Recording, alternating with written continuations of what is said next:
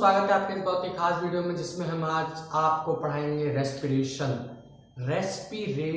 से और ब्रीथिंग से क्या डिफरेंस है। आप दोनों में डिफरेंस, बहुत से लोगों का आंसर यही होगा कि डिफरेंस तो कुछ भी नहीं है, रेस्पिरेशन मतलब सांस लेना, डिफरेंस मतलब भी सांस लेना।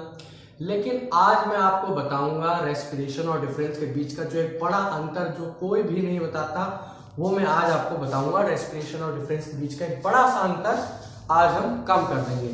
तो उससे पहले अगर आप हमारे चैनल पर नए आए हैं तो हमारे चैनल को सब्सक्राइब कर दीजिए और मेरी पिछली 4 वीडियोस न्यूट्रिशन के ऊपर multi cellular nutrition, unicellular nutrition, digestion, ये 3 वीडियोस और ये चौथी वीडियो मैं बना रहा हूं आपके लिए।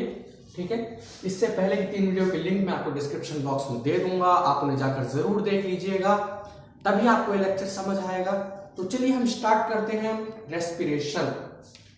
तो रेस्पिरेशन आज हम यहाँ पे सबसे पहले कॉलम बना लेते हैं, ब्रीथिंग और रेस्पिरेशन का क्या अंतर है। देखिए मैंने यहाँ पे कॉलम बना लिया है, ठीक है। यहाँ पे हम ब्रीथिंग लिखेंगे और रेस्पिरेशन, हम इन दोनों के अंतर आपको बताएंगे। ब्रीथिंग और रेस्पिरेशन, ठीक है, इन दोनों के बीच का हम अंतर आज आपको बताएंगे। ब्रीथिंग, सबसे पहली चीज ब्रीथिंग होता क्या है? इनहेल ऑफ ऑक्सीजन और एक्सहेल ऑफ कार्बन डाइऑक्साइड, ठीक है।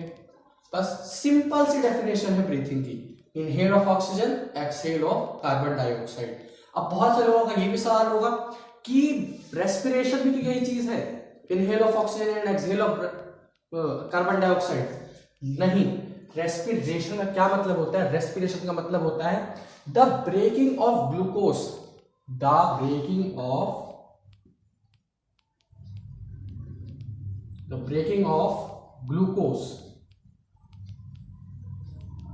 in the form of energy,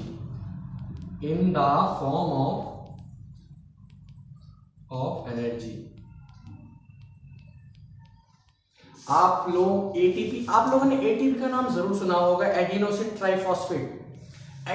triphosphate क्या होता है? ये 2 प्रकार की करेंसी होती है। मैं आपको अगर सिंपल भाषा में बताऊं, ठीक है, ये 2 प्रकार की करेंसी होती है, एडिनोसिन ट्राइफॉस्फेट, एडिनोसिन डाइफॉस्फेट, ठीक है। अगर आप लोग रिमेंबर करें तो आपने चैप्टर 5 में, आई होप 9th क्लास में सेल्स अगर पढ़ा है तो उसमें माइटोकॉन्ड्रिया का नाम जरूर सुना होगा। माइटोकॉन्ड्रिया को कहा जाता है power house of the cell. अगर आप जैसे मान लीजिए यहां पावर हाउस है, ठीक है, पावर हाउस से आपको एनर्जी चाहिए तो आपको कोई रकम देनी होगी, यानी किसी भी दुकान से आपको कोई चीज चाहिए तो आपको पैसे देने होंगे, यानी करेंसी देनी होगी। तो अगर आपको माइटोकॉन्ड्रिया से एनर्जी चाहिए तो आपको एटीपी या एडीपी करेंसी के फॉर्म में देनी होगी। तो ग्लूकोज को ऑक्सीजन की प्रेजेंस में ग्लूकोज को मैं आपको फिर से बता देता हूं, यानी ग्लूकोज यानी कि C6H12O6, इस ग्लूकोज को ऑक्सीजन की प्रेजेंस में, ऑक्सीजन की एब्सेंस में और नेग्लिजिबल अमाउंट ऑफ ऑक्सीजन की प्रेजेंस में ब्रेक करने का नाम ही रेस्पिरेशन है। यानी कि ग्लूकोज को तोड़ के एनर्जी के फॉर्म में उसे यूज करने का नाम रेस्पिरेशन है, ठीक। तो बहुत ही सिंपल सी भाषा में मैंने आपको रेस्पिरेशन और ब्रीथिंग का अंतर बताया।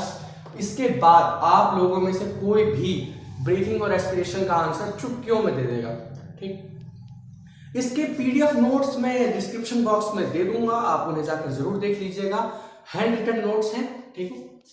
तो ये मैंने आपको डिफरेंस बताया। अब मैं आपको ब्रेकिंग डाउन ऑफ ग्लूकोज दिखाऊंगा, कैसे ब्रेक डाउन होता है। तो उससे पहले अगर आप हमारे चैनल पर नए आए हैं तो चैनल सब्सक्राइब। तो हम आपको अब बताते हैं कि किस तरह से ग्लूकोज 3 वेज के अंदर डिवाइड होता है, ठीक। ग्लूकोज का केमिकल फॉर्मूला आप में से बहुत से लोगों को पता होगा, C6H12O6 होता है। इसमें 6 कार्बन के मॉलिक्यूल्स होते हैं, 12 हाइड्रोजन के मॉलिक्यूल्स होते हैं और ऑक्सीजन के 6 मॉलिक्यूल्स होते हैं, ठीक है। तो ये देखिए आप, ठीक है, सबसे पहले ग्लूकोज ब्रेक होता है। ये सारा काम एक सेल के अंदर होता है, ठीक है, सिर्फ एक सेल के अंदर, ये नहीं, हर एक सेल के अंदर ये सारा काम होता है। हर एक सेल के अंदर हर एक सेल के अंदर होता है सारा काम, ठीक है। इस चीज का आप जरूर ध्यान रखिएगा, हर एक सेल के अंदर ये सारे काम होते हैं। एक भी काम, अगर एक भी सेल ने काम करना बंद कर दिया तो उसी दिन आपको प्रॉब्लम होने स्टार्ट हो जाएगी, ठीक है। तो यहाँ देखिए, बहुत ही ध्यान से देखिएगा, बहुत ही इंपॉर्टेंट कॉन्सेप्ट है। अगर आपने इस पर ध्यान नहीं दिया तो बस, बहुत ही इंपॉर्टेंट कॉन्सेप्ट है, तो देखिए ध्यान से। ग्लूकोज है 6 कार्बन मॉलिक्यूल, साइटोप्लाज्म के अंदर, सेल के अंदर होता है साइटोप्लाज्म। पाइरूवेट 3 कार्बन मॉलिक्यूल में ब्रेक हो जाता है। पाइरूवेट क्या होता है मैं आपको बता दूं, पाइरूवेट एक व्हाइट कलर का थिन लेयर होती है सेल के ऊपर, ठीक है, पाइरूवेट उसे कहा जाता है। एब्सेंस इन ऑक्सीजन, अब देखिए यहाँ पाइरूवेट में चेंज हो गया, यहां से हमारे 3 मॉलिक्यूल यहां आ गए, ठीक है, बच गए 3 मॉलिक्यूल्स कार्बन के, कार्बन को ही ब्रेक किया जाता है। अब यहां सबसे पहले यीस्ट के अंदर, यीस्ट सेल के अंदर होता है, ठीक है, ये जो माइटोकॉन्ड्रिया और यीस्ट सारे कुछ सेल के अंदर ही होते हैं, ठीक है। तो यीस्ट अगर एब्सेंस ऑफ ऑक्सीजन है, ठीक है, मान लीजिए ये एक कमरा है, आप इसे यीस्ट समझ लीजिए, इस पूरे कमरे को यीस्ट समझिए, जैसे ये कमरा है पूरा, मैंने इस कमरे को यीस्ट समझ लिया, यानी कि ये जो पिगमेंट है व्हाइट कलर का, इसे मान लिया हमने, और इस जगह पे ऑक्सीजन नहीं है, ठीक है, तो ये चेंज हो जाएगा इथेनॉल में, इसमें चेंज हो जाएगा इथेनॉल। इथेनॉल क्या होता है, एल्कोहल होता है इथेनॉल। इथेनॉल का कार्बन स्ट्रक्चर कुछ इस तरीके का बनता है।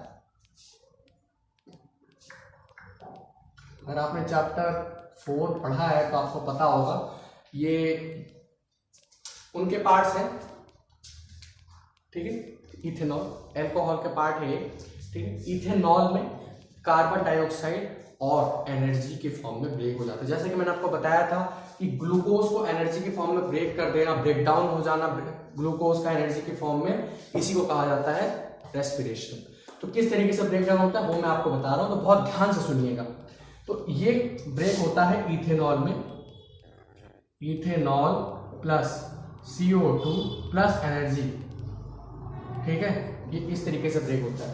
तो ये ध्यान रखिएगा कि एब्सेंस ऑफ ऑक्सीजन में क्या डिवाइड होता है। अब ऑक्सीजन की कमी हो जाना, मैं आपको एक चीज और साफ कर दूं, एब्सेंस ऑफ ऑक्सीजन और लैक ऑफ ऑक्सीजन में बहुत अंतर है।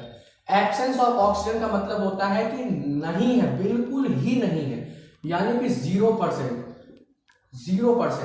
लेकिन लैक ऑफ ऑक्सीजन का है, यानी कि नेग्लिजिबल अमाउंट में है, बिल्कुल ना के बराबर, ना के बराबर है लगभग। एवरेज अगर मैं कहूं तो एवरेजली बिल्कुल खत्म, एवरेज बिल्कुल खत्म, लेकिन है कुछ अमाउंट है, तो लैक ऑफ ऑक्सीजन इसे कहा जाता है। आप भागते हैं, भागते भागते आपके पैरों में एकदम से क्रैम्प पड़ जाता है। क्रैम्प क्यों पड़ता है, वो इसीलिए पड़ता है क्योंकि भागते हैं आप, ब्लड सर्कुलर बहुत तेजी से नहीं हो पाता तो आपके मसल्स के अंदर, जो आपके मसल्स है तो कॉन्ट्रैक्ट हो जाती है, क्योंकि उनमें ऑक्सीजन की कमी हो जाती है। तो लैक ऑफ ऑक्सीजन मसल्स के अंदर होता है, और ये ब्रेक होती है आपके लैक्टिक एसिड में। लैक्टिक एसिड आपके हाथ पैर में दर्द इसीलिए होता है क्योंकि आपके हाथ पैर के अंदर जो लैक्टिक एसिड है वो रिलीज होने लग जाता है, ठीक। बड़े बूढ़ों के अंदर नहीं होता ये सब, बड़े बूढ़े को तो घुटनों में ज्यादा दिक्कत होती है, वो एक अलग कॉन्सेप्ट है, लेकिन मसल्स के अंदर कभी कभी दर्द होने लग जाता है यंगस्टर्स को, वो इसीलिए होता है, ठीक है, क्योंकि उसमें लैक ऑफ ऑक्सीजन हो जाता है, ऑक्सीजन की कमी हो जाती है। आपके जिस भी हिस्से से ऑक्सीजन की कमी हो गई, आपको वहीं से दर्द स्टार्ट हो जाता है, ठीक है। लैक ऑफ ऑक्सीजन आपने यहाँ पे समझ लिया। अब यहाँ पे ये ब्रेक होता है लैक्टिक एसिड और एनर्जी के अंदर। इन तीनों पार्ट्स में एनर्जी कहीं ना कहीं से निकलती जरूर है, क्योंकि हमारे इतने बड़े शरीर को एनर्जी चाहिए, तो तीनों पार्ट से एनर्जी तो निकलेगी ही। इस फर्स्ट पार्ट से इथेनॉल और कार्बन डाइऑक्साइड, इस सेकंड पार्ट से लैक्टिक एनर्जी, तो माफ कीजिएगा लैक्टिक एसिड और एनर्जी। अब प्रेजेंस ऑफ ऑक्सीजन, क्योंकि वहां ऑक्सीजन प्रेजेंस है तो एनर्जी भी काफी मात्रा में रिलीज होगी, काफी मात्रा में रिलीज होती है, इसीलिए माइटोकॉन्ड्रिया को power house of the cell भी कहा जाता है, ठीक, इसीलिए कहा जाता है क्योंकि यहां पे सबसे ज्यादा अमाउंट ऑफ एनर्जी रिलीज होती है, ठीक। इससे रिलीज होता है कार्बन डाइऑक्साइड, यहां पे हम लिख देते हैं लैक्टिक एसिड और एनर्जी, यहां से रिलीज होता है CO2 plus H2O plus energy, ठीक है, एनर्जी, कार्बन डाइऑक्साइड और वाटर, ये तीन चीजें रिलीज होती है कहां, जब एब्सेंट, माफ कीजिएगा, प्रेजेंट ऑफ ऑक्सीजन होगा, ठीक है। प्रेजेंस ऑफ ऑक्सीजन मैं आपको फिर से याद दिला देता हूं, ध्यान से देखिए इसे। एब्सेंस ऑफ ऑक्सीजन यीस्ट के अंदर होता है, ये बात जरूर ध्यान रखिएगा, एब्सेंस ऑफ ऑक्सीजन यीस्ट के अंदर होता है। यहां से रिलीज होते हैं इथेनॉल, कार्बन डाइऑक्साइड और एनर्जी, ठीक, इथेनॉल, कार्बन डाइऑक्साइड और एनर्जी। लैक ऑफ ऑक्सीजन में मसल के अंदर होती है, लैक्टिक एसिड और एनर्जी निकलती है। आप इससे भी ध्यान रख सकते हैं कि आपके हाथ पैर में दर्द होता है, लैक्टिक एसिड की वजह से एनर्जी निकलती है, ठीक है। प्रेजेंस ऑफ ऑक्सीजन के अंदर निकलता है कार्बन डाइऑक्साइड, वाटर और एनर्जी, क्योंकि ये माइटोकॉन्ड्रिया के अंदर है, इसलिए इसको power house of the cell भी कहा जाता है। 9th क्लास के लिए भी ये कॉन्सेप्ट है कि power house of the cell किसे कहा जाता है और क्यों कहा जाता है, तो ये है उसका आंसर, ठीक है। चलिए फिर हमने रेस्पिरेशन के बारे में अच्छे से पढ़ लिया है, तो अगले वीडियो में मैं आपके लिए एक्सक्रीशन के ऊपर एक बेहतरीन वीडियो लेके आऊंगा, तो पढ़ते रहिए। All the very best.